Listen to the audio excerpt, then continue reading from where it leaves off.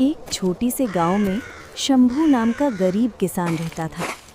उसके परिवार में बस उसकी बूढ़ी माँ और एक छोटा बेटा छोटू था। शंभू दिन रात खेतों में मेहनत करता, लेकिन किस्मत जैसे उससे रूठ गई थी। कभी बारिश ज्यादा हो जाती तो कभी बिल्कुल नहीं। फसल अक्सर खराब हो जाती। घर की हालत इतनी खराब थी कि कई बार उन्हें एक वक्त का खाना भी मुश्किल से मिलता। उस दिन घर में बस एक ही रोटी बची थी। शंभू खेत से थका हारा लौटा। माँ चूल्हे के पास बैठी थी और छोटू चुपचाप कोने में। माँ ने धीरे से कहा, बेटा बस एक ही रोटी है। शंभू ने रोटी उठाई और छोटू की तरफ बढ़ा दी। ले बेटा, तू खा ले। छोटू ने रोटी को देखा, फिर अपने पापा को, और बोला, नहीं बाबा, आप खा लो, आपने ज्यादा मेहनत की है। तभी माँ बोली, नहीं, तुम दोनों खा लो, मैं तो खा चुकी हूँ। लेकिन सच ये था, माँ ने सुबह से कुछ नहीं खाया था। शंभू समझ गया, उसकी आंखें भर आईं।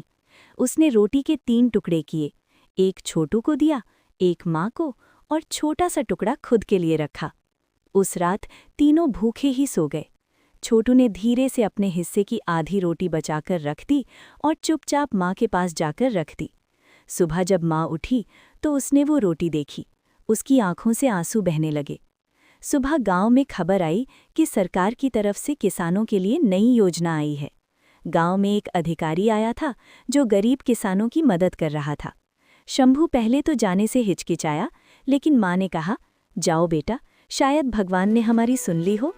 शंभू वहां गया और उसे बीज, खाद और थोड़ी आर्थिक मदद मिली। उसने पूरी मेहनत से खेती की, दिन रात एक कर दिया।